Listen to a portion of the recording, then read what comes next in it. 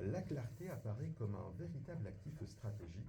Pour en discuter, je reçois Amine Laraki, directeur général de l'agence Zone Bleue. Bonjour, merci d'avoir accepté notre invitation, Amine Laraki, et je vous donnerai la parole dans quelques secondes. Ça sera juste après une courte page de pub. Allez, chose promise, chose due. On reçoit donc Amine Laraki, directeur général de l'agence Zone Bleue, et avec lui on parlera donc de communication d'entreprise. Les entreprises sont-elles aussi claires qu'elles ne le pensent? Eh bien, réponse dans quelques instants avec notre invité. Bonjour Amine Laraki. Bonjour Mehdi. Alors, votre étude montre que beaucoup d'organisations communiquent intensément sans que leurs priorités stratégiques soient clairement identifiées.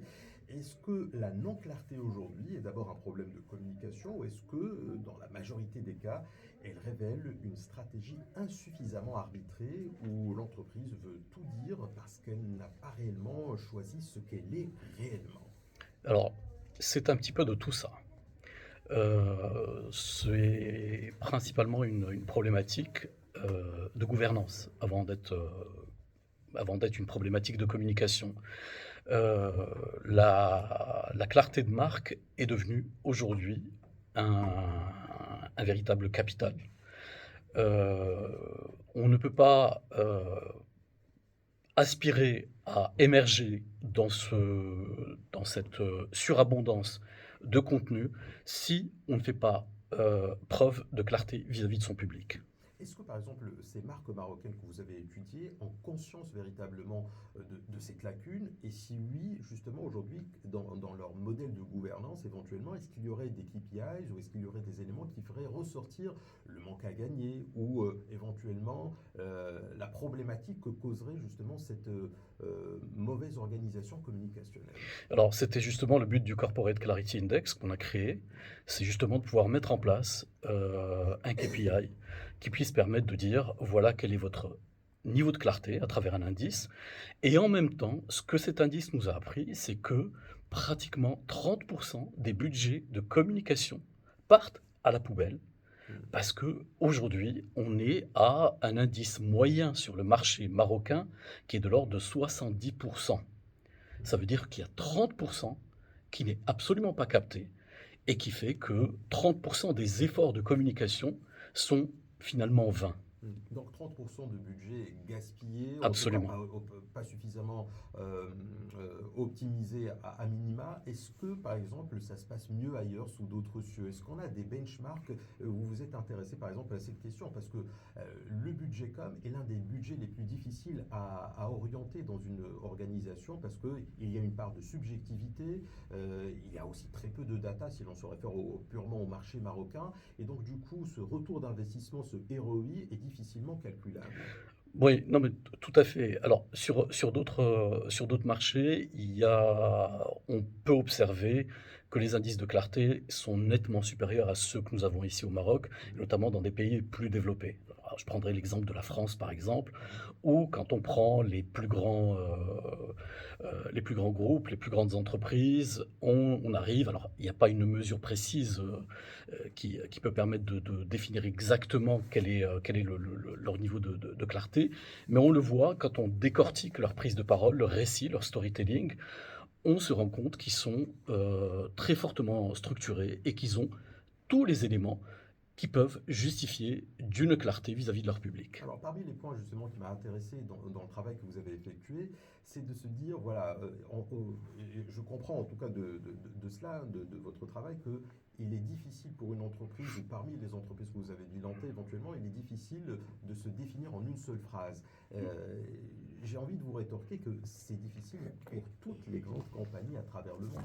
Prenons par exemple des cas concrets. BlackRock, grande compagnie. Prenons par exemple JP Morgan, prenons par exemple un certain nombre de compagnies, Nike, ou peu importe, il est difficile que ces compagnies puissent se définir en une seule phrase. Pourtant, leur budget communication, leur stratégie d'expansion, leur stratégie commerciale, leur stratégie marketing est relativement assez lisible pour le grand public. Alors, détrompez-vous, Mehdi, ces marques que vous avez citées ont toutes des master statements, des phrases qui les définissent. On peut prendre quelques exemples, je ne les ai pas tous, je n'ai pas celle de BlackRock par exemple, mais on peut prendre une entreprise très importante qui aujourd'hui dont on parle beaucoup, qui est Nvidia. Par exemple, Nvidia, quand on cherche, on synthétise ces prises de parole, ce qui ressort, c'est une phrase qui est telle que nous fournissons la puissance du calcul qui fait tourner l'IA. Voilà, vous avez une phrase qui définit exactement ce qu'est Nvidia. Vous prenez IKEA dans un tout autre domaine, au niveau international.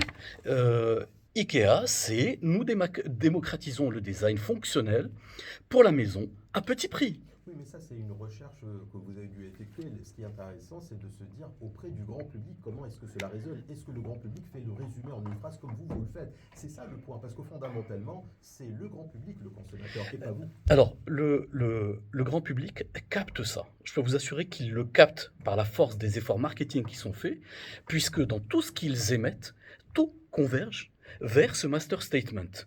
Et aujourd'hui, ce qu'il faut voir, c'est que le cerveau humain refuse l'ambiguïté. Si ces marques sont aussi fortes auprès du grand public, c'est bien parce qu'à un moment donné, le cerveau humain a pu capter l'essence de ces marques-là et les a intégrées et les a mémorisées. Or aujourd'hui, comme je disais, le cerveau humain n'aime pas l'ambiguïté et dès qu'il y a une quelconque difficulté, la marque est écartée, elle n'est plus considérée. Alors, vous montrez que les organisations travaillent mieux l'émotion que la compréhension. Est-ce que cela signifie, par exemple, que la communication corporate d'aujourd'hui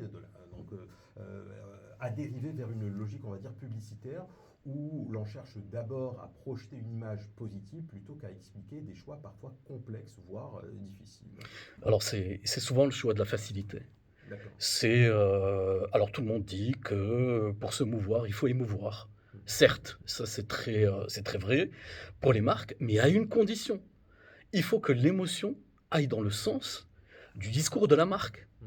On a tous vu ce qui s'est passé pendant la Coupe d'Afrique des Nations, où ça débordait d'émotions, mais finalement toutes les marques racontaient exactement la même chose. On a eu peut-être très peu de marques qui se sont distinguées dans cette démarche. Donc attention à l'émotion, il faut l'utiliser. Certes, c'est un véritable élément de captation, mais il faut l'utiliser dans le sens de la narration de la marque, de son positionnement, dans le sens du combat de la marque, mais pas de manière mainstream et n'importe comment. Ouais. Alors, ce qui frappe dans votre classement, c'est aussi l'écart très important entre certaines organisations, parfois supérieures à 40 ou 50 points. Comment est-ce que vous expliquez que des entreprises opérant dans le même environnement informationnel puissent être aussi différentes? Est-ce que c'est une question de culture managériale, de maturité stratégique ou simplement de discipline dans la formulation du discours? C'était ma première question et comme on n'a pas beaucoup de temps, je vais vous poser une deuxième et vous pourrez répondre aux deux. D'accord. Comment vous expliquez aussi que parmi celles qui communiqueraient un peu moins bien, en tout cas qui ont eu de moins bons scores au niveau de votre classement, eh bien certaines se retrouvent à être des leaders dans leur domaine et affichent des chiffres d'affaires en progression à 2 chiffres? Alors, pour la première question, c'est concernant oui, la raison pour laquelle il y a cet écart, voilà. il y a un écart aussi important. Alors, cet écart, il est principalement lié à une question de discipline. C'est une question de prise de conscience par rapport à l'importance de gérer, de piloter sa marque corporate au niveau de la gouvernance. C'est-à-dire que cette marque n'est plus l'affaire uniquement de la direction de la communication. Elle est l'affaire du board, du top management, de la gouvernance. Et quand cette marque corporate devient gérée à ce niveau-là, elle devient un filtre décisionnel, elle devient un ciment interne et elle devient également un élément qui incarne un cap. Et donc c'est ce qui crée toute la cohérence par rapport à cette marque-là et qui fait que dans toute prise de parole, la première question qu'on se pose, c'est est-ce que ce qu'on dit converge vers l'histoire qu'on raconte, vers notre narration, vers ce master statement. Et donc, si vous voyez les grandes marques, c'est exactement ce qu'elles font. Ça prend la parole sur un sujet, que ce soit le sport, la politique, bon, un petit peu moins la politique, l'économie, le social, la RSE, etc., mais ça converge systématiquement vers leur master statement et on ne se dit jamais vers où vont ces gens-là. On sait vers où ils vont. Et donc là, je reviens, on a besoin que ce soit nous ou que ce soit les moteurs de recherche de l'IA qui a aujourd'hui écartent complètement les marques qui sont floues, qui sont ambiguës, qui sont multi-discours. L'IA ne les reconnaît pas, ne les comprend pas, donc elle les écarte complètement et elle ne les considère plus. Hmm. Alors, vous proposez l'idée d'une gouvernance de la clarté, c'est intéressant, et j'aimerais bien que vous puissiez nous expliquer en quoi cela consiste, avec des messages, vous dites, hiérarchisés et stabilisés dans le temps.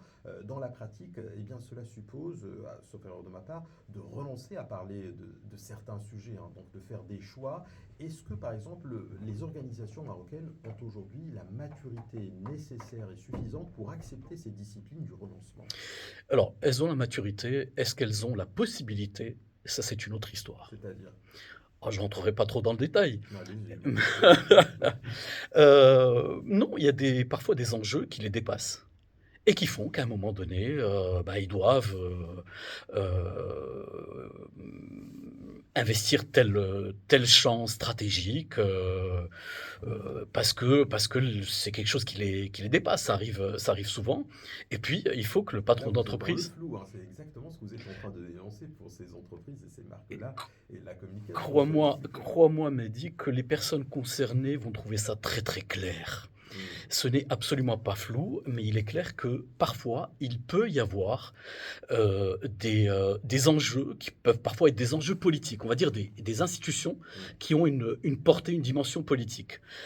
Parfois, il peut y avoir des décisions qui sont des décisions qui viennent d'un ordre supérieur, qui sont justifiées, qui sont valables, qui doivent être prises et qui parfois peuvent être contradictoires avec la trajectoire qu'a pris l'entreprise et qu'a annoncé l'entreprise. Donc, il se retrouve face à un dilemme cornélien.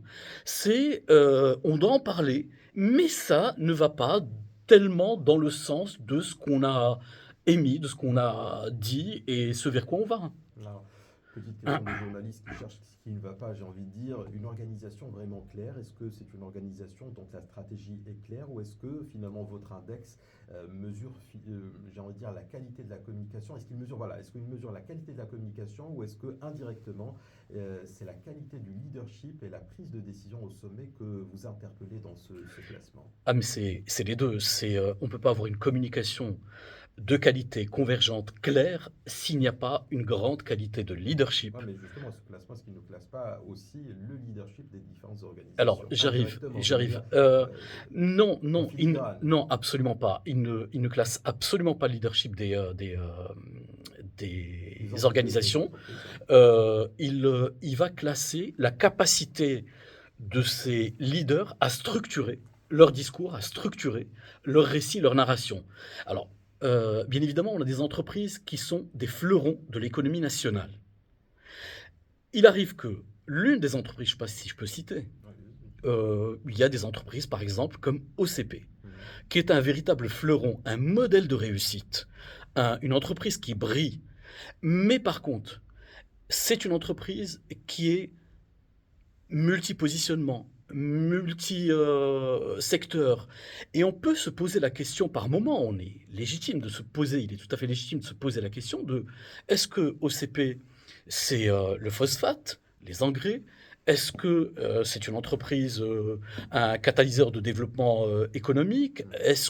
Donc on peut se poser plusieurs questions. Est-ce que c'est l'agriculture? Est-ce que c'est la technologie? Est-ce que c'est l'Afrique?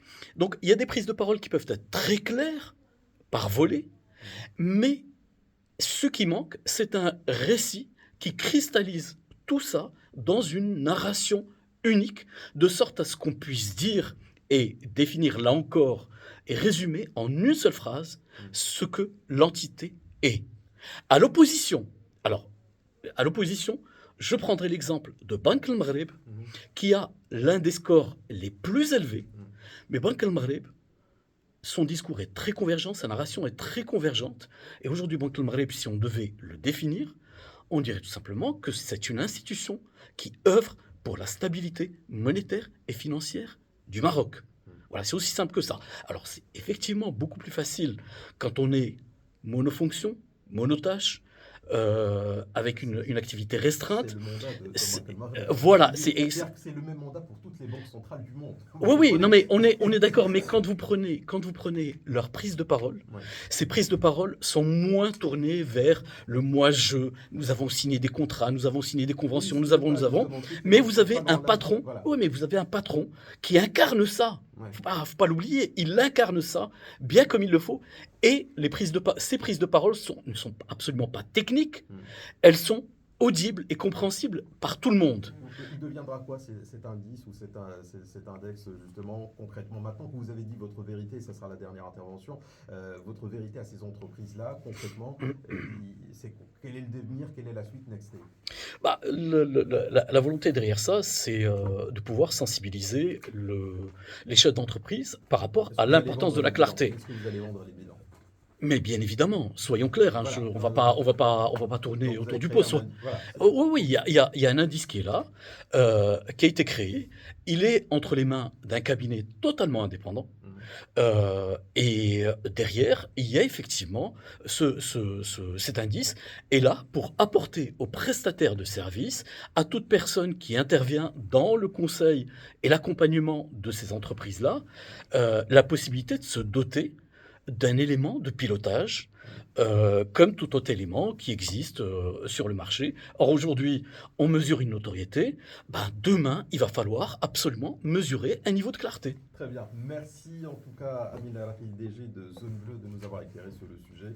Et on fera bien sûr le suivi, bien sûr, de cette initiative. Merci beaucoup. Merci, Mehdi. Merci.